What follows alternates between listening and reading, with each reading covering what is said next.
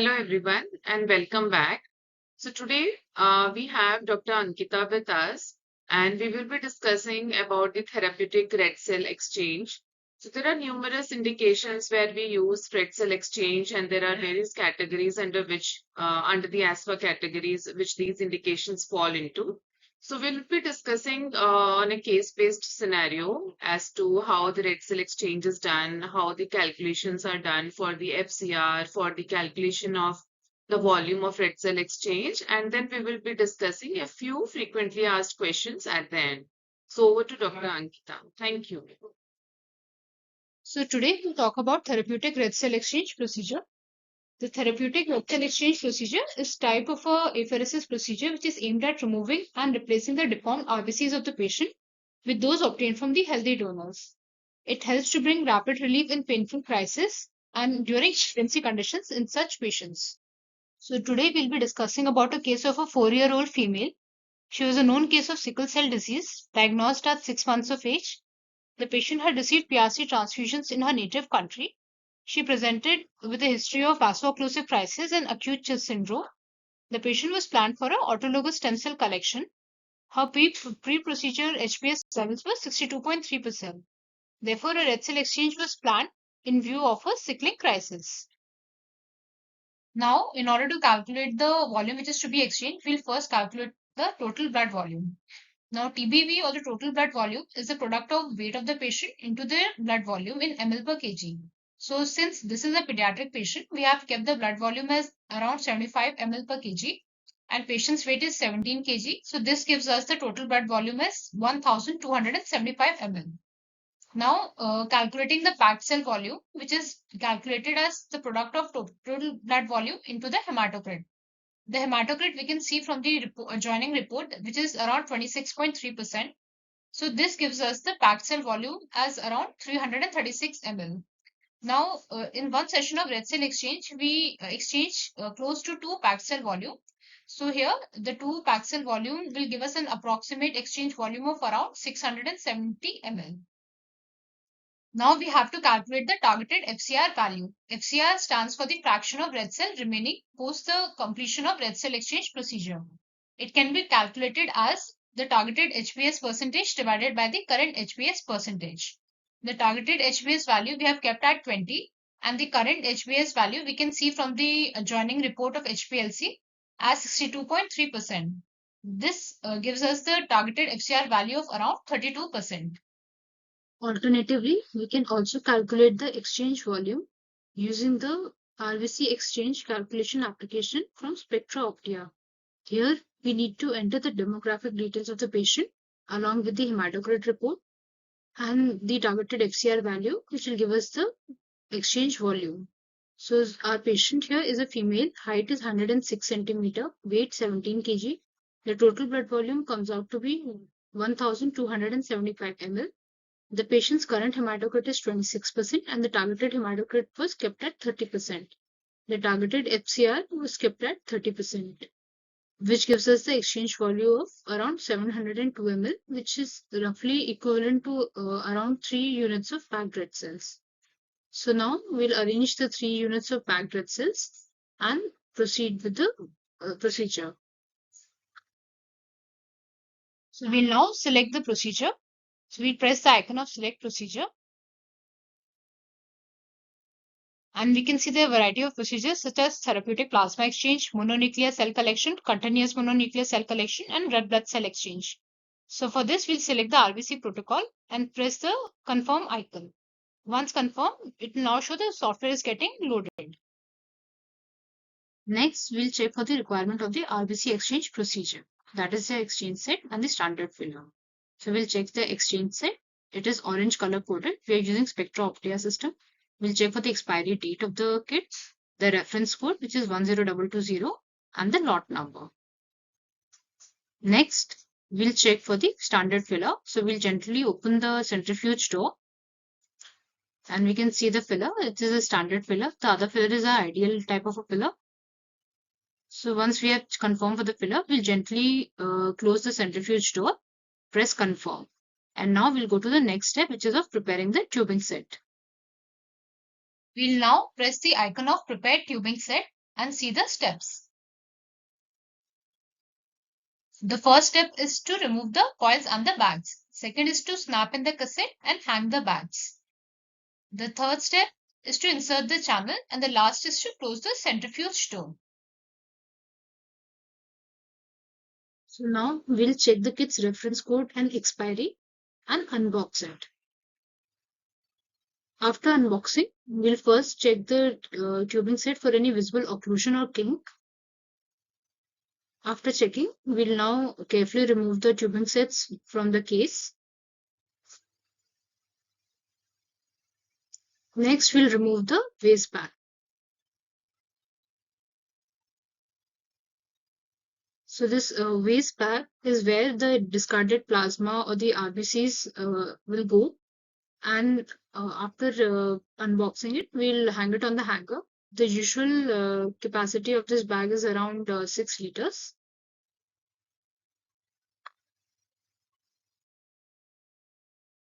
Now we'll hang the waste bag on the hanger. Next, we are removing the airbag. So the airbag is where any extra air leakage from the system gets collected. Now, after hanging this airbag on the hanger, we will now remove the tubing sets. So first, we are removing the draw line.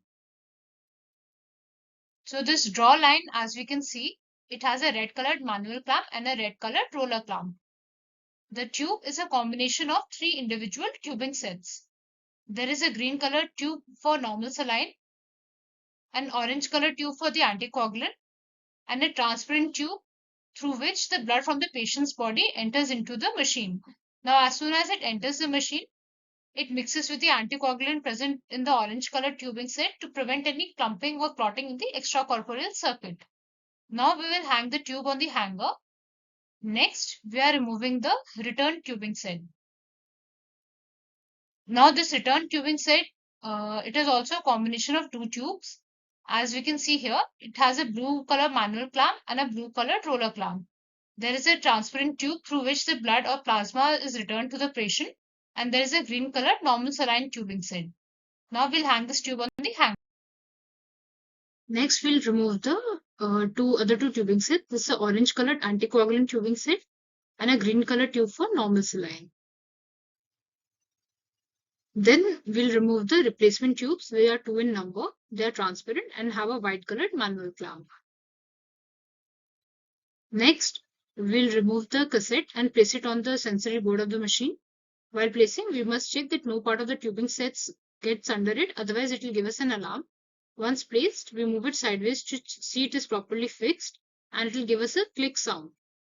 Now moving on to the pumps, we have the first pump as a return pump. Next, we have the ACD pump. The third pump is the inlet or the draw pump. Then the plasma pump. And lastly, we have the replacement pump. There's also an optical reservoir or the sensory reservoir where the RBC gets stored. It has a high level sensor and a low level sensor. If the RBCs cross the high level sensor mark, this gives us an alarm.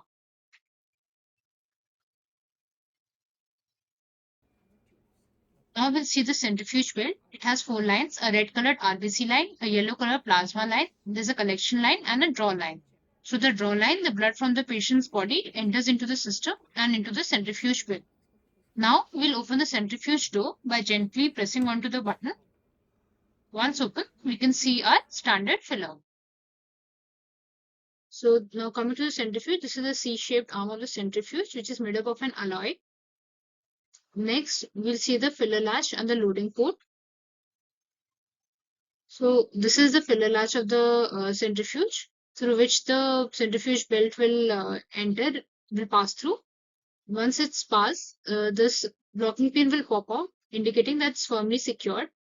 Next, we'll see the loading ports where the grooves of the belt will rest. And lastly, we have this leak detector strip, which detects any leakage and gives an alarm.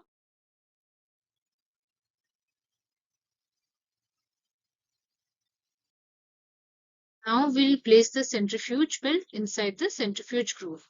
So for this, we'll first make the belt pass through the filler latch. So as we can see, gently it is being passed. Now we'll first place the tubing set, the grooves of the tubing set on the loading port and fix them properly to allow smooth movement of the tubing set during the procedure. Next, the main tubing set is made to pass through the filler latch. So while passing it, we have to ensure that the red colored RBC line lies closest to the black colored groove present on the filler latch. Once done, we'll gently pull the tube downwards and the locking pin will pop out, indicating that the tube is secured. Once this is done, we'll once again make sure that the grooves of the tube sets are properly placed on the loading port, allowing free movement of the tubing set.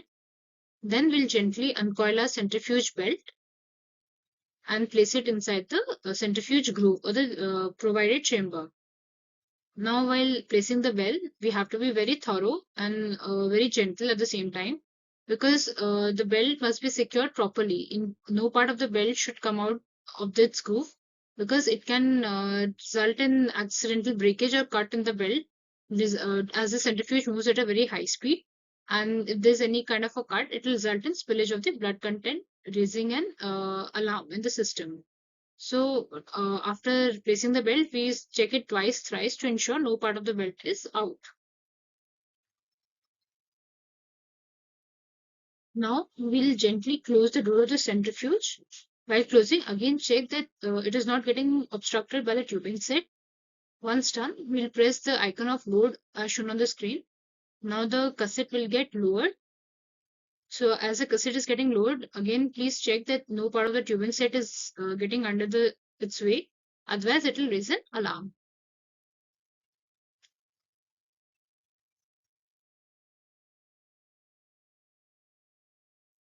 Next, we see the instructions to close the saline lines and clamp the extra remove line. So we'll close the yellow clamp and press continue. Now the tubing set is getting tested. Next, we'll clamp the inlet and the return lines as prompted on the screen. After closing, we press continue. So now as the tubing set is getting tested, which we can see on the screen. So each part of the pump will now move in synchronization to check for its appropriate function. Now as shown on the screen, we have to perform the priming. So for this, we need to spike the ACD bags and the normal saline bag. So now we are using the anticoagulant citrate dextrose solution. So this we'll spike using the orange color tubing set. So we'll take the orange tube and spike the bag carefully. While spiking, we must ensure that there's no through and through spike. After spiking, we'll squeeze the drip chamber and hang the ACD container on the hanger. Next, and we'll place the tubing set in the sensor. Next, we'll spike the normal saline container, this 0.9% concentration. Using the green tubing set, we'll carefully spike the normal saline container, squeeze the drip chamber, and hang the saline bottle on the hanger. And press the start prime icon on the screen. Now we'll see the system is getting primed, ACD line is getting primed, return line will get primed, then inlet and RBC lines, and lastly the centrifuge channel will get primed. So now the ACD line is getting primed. Now as prompted on the screen, we'll open the inlet and the return lines. So we'll open the roller clamp on both the lines and press continue. Now ACD line is primed. Next the return line will get primed. We'll enter the patient's detail now. First select the gender, female patient. Next is the height, which is 106 centimeters. Then we'll enter the weight of the patient, which is 17 kg, followed by the hematocrit, that is 26%. And we have to now do the manual calculation for total blood volume, which is patient's weight into the blood volume ml per kg. Since it's a pediatric patient, so we did 17 kg into 75 ml per kg, which gives us the total blood volume as 1275 ml. So we'll enter the total blood volume and press confirm. So now we'll select the exchange type, that is RBC exchange. Next, we'll enter the hematocrit of the replacement fluid. So we are using packed red cells. The hematocrit is around 60%. Then we'll enter the percentage of replacement. So we are doing 100% replacement. After this, we'll press the confirm icon. Now we have to enter the other parameters, that is the targeted hematocrit, which we have kept at 30%. So we'll enter that value. Next, the fraction of red cell remaining or the FCR value, which is usually between 30 to 40%, we have kept it at 30%. So once entered, we'll now get the exchange volume, which is around 702 ml. Here we can also see the inlet speed of 12.3, the ACD rate of 0.8, and the inlet ACD ratio of 13. Next, we'll press continue. So after entering the data, we now clear the saline from the drip chamber and rehang the container. So we'll squeeze the drip chamber to empty the content. Next, press continue. Now we have to prime the inlet and the return lines by opening the manual clamps. So we'll open the clamps and allow normal saline to pass through to ensure proper priming. Then we'll close the roller clamp on the return line and the draw line and press continue. Now we have to prime the replacement line using the packed red. We'll now see our consumables. So first we have 0.9% normal saline, some syringes, ABO-RH cross-match compatible PRC, which is also irradiated, then a dressing set, sterile gloves, IV sets, needles, Heplock, and calcium gluconate to provide intravenous calcium support in order to manage any citrate-related hypocalcemic side effects. So now, as shown on the screen, we have to prime the replacement line. For this, we'll first clamp the second replacement line. Then we'll spike the RBC unit and squeeze the drip chamber to prime the replacement line. So now, after checking the PRC for the compatibility report, we'll now spike it. While spiking, we have to be very careful. Maintain all aseptic precautions must be taken, and we should gently spike the RBC unit.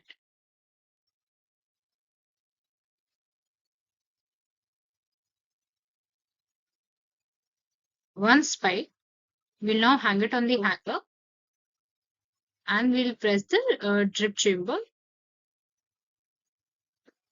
Now, as we can see, RBC is priming the line. So now we'll clamp the first replacement line and unclamp the second line so that the second line can also get primed. Once primed, we'll again clamp the second replacement line and place the tubing set in the sensor. Once done, we press continue. Now, as shown on the screen, we have to connect them with the patient line and start the procedure. Now, after flushing the patient's HT catheter, we have connected them with the tubing set of the machine and have pressed start run on the screen. So now the procedure has started. We can see RBC on the replacement line is entering the circuit and all the pumps are moving in synchronization.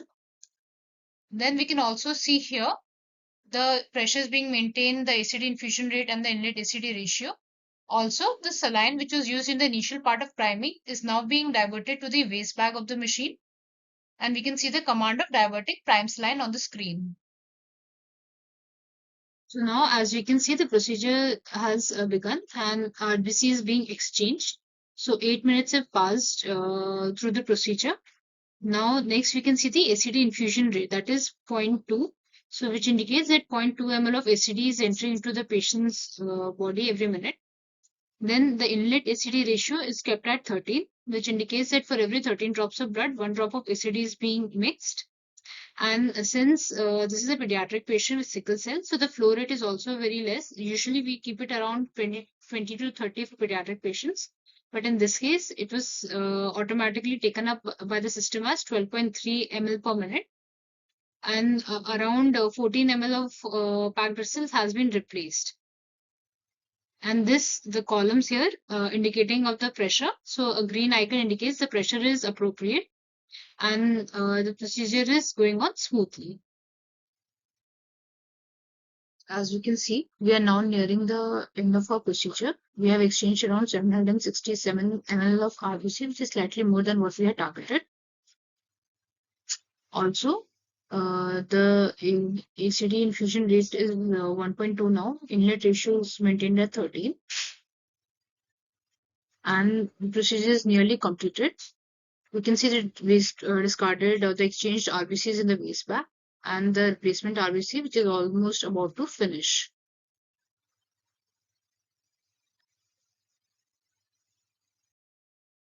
Now the run targets have been attained. The targeted hematocrit was 30, the run time was 101 minutes, targeted FCR was 26%, and the exchange volume was 800 ml. Now we'll press disconnect and then proceed to disconnect and press confirm. Now as shown, we'll disconnect the patient line, seal the bags and unload the kit. So now we can see the run targets. The total ACD used was 130 ml. The quantity of the fluid present in the remove bag is 929 ml, which consists of the exchanged RBCs as well as the normal saline, which was diverted in the initial part of the procedure. Then the total replacement of the packed red cells used was around 800 ml. And the start time of the procedure was around 2:19 p.m. and the end time is 4 p.m. The total duration was close to 2 hours. And lastly, we can see the fluid balance, which is maintained at 100%. Here we can also see the targeted FCR is 26%. The targeted hematocrit was maintained at 30%. The total quantity of blood removed was 856 ml. So now we'll unload the kit. The part which was installed the last will be removed first in that sequence. So now we are removing the tubing set from the third loading port, followed by the second loading port, and then from the first loading port. Next, we'll remove the centrifuge belt from the groove, but first we have to remove the tubing set from the filler latch. So for this, we'll gently lift the filler latch. Now after lifting it, we'll press the pin inwards and push the tubing set outwards. Once done, we'll remove the tubing set from the filler latch, followed by the removal of the centrifuge belt from the centrifuge groove.